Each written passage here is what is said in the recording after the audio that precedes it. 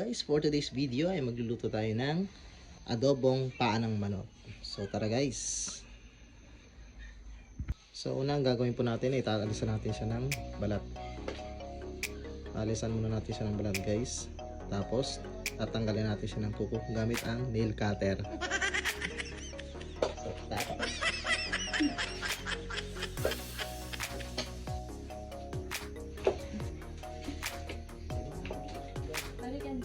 so guys, next step natin ay haalisan naman natin ng kuko yung ating pamanok.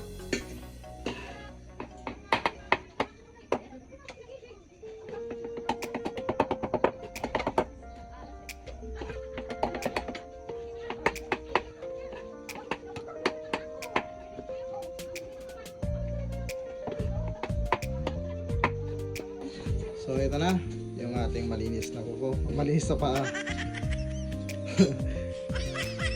So ito na guys yung ating malinis na paa ng manok. Wala lang ang kuko yan, oh.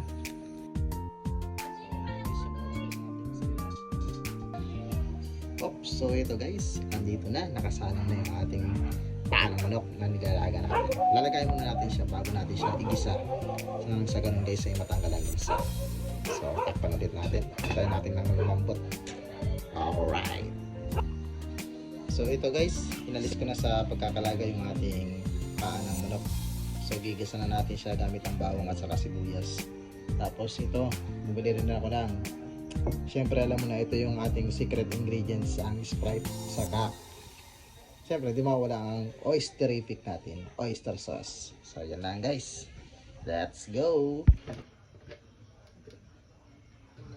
Sibuyas. Bawang.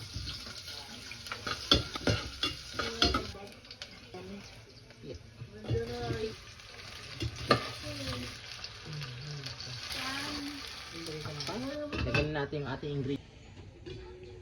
Na.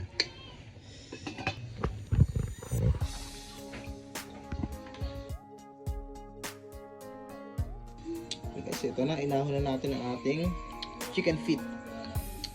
This one ang chicken feet. Wow, sarap. This one papa. Ha? Let's go. So, eto na ang ating chicken feet adobo. Nakahali na sa lamesa.